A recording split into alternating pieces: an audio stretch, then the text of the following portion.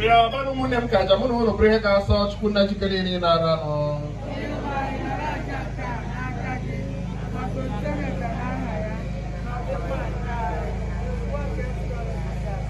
We pray you, O Lord, to have mercy on the soul of your servant Josephine, for whom we offer you this sacrifice of praise.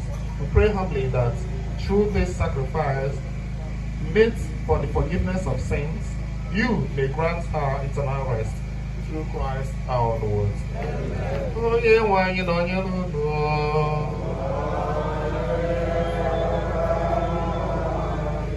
Welete dobi enu.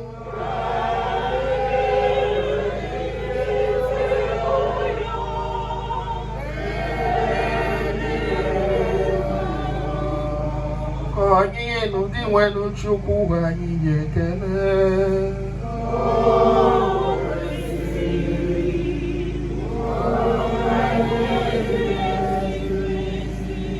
O kwesịrị ezi abụrụkwa ezere eze ọ dịrị anyị na nsọpụta na anyị ga-ege ekele ogiri na ebere ide dị nwenu nke ọdịnala nsọ Chineke jikere na onye dị ụwa tụ ụwa sị na Kraịst dị nwanyị.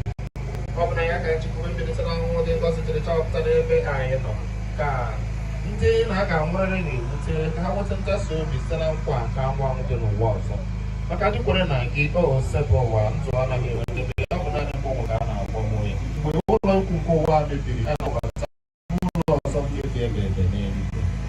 Ndị enyi nke ya anyị na-eso ndị ọma na ndị isi ndị ọma weze na ike ọchịchị ọ nọkwa igwe ndị agha niile nke eluigwe na-ekwu ugbo jadi akwụsị